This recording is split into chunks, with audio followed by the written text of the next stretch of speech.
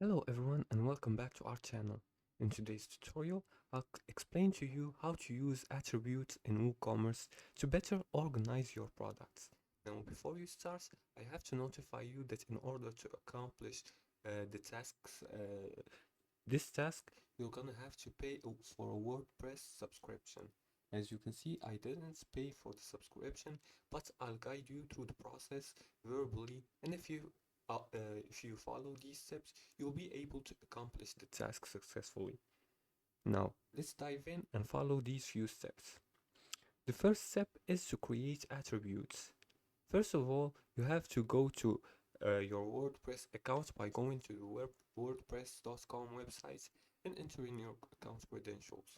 Once you enter your account credentials, you'll be directed to your accounts dashboard. From here, you're gonna go to WooCommerce and then go to products and then go choose attributes in your WordPress dashboard. After that, add attribute like color or size and click configure terms to add specific options, example red, blue. Now for the second step is to assign attributes to products.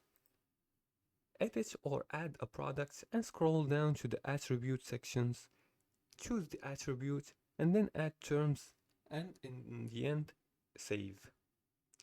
Now for the third step is to enable for variation or filtering.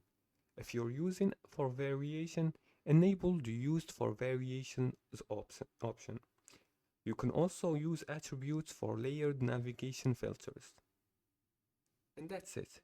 That's how you use attributes in WooCommerce. If you follow these instructions very carefully, you'll be able to accomplish this task. Now, if you like this video and found it helpful, please like and subscribe, and feel free to leave any comments below the video if you have further more questions about this topic. Thanks for watching, and see you again in the next tutorial.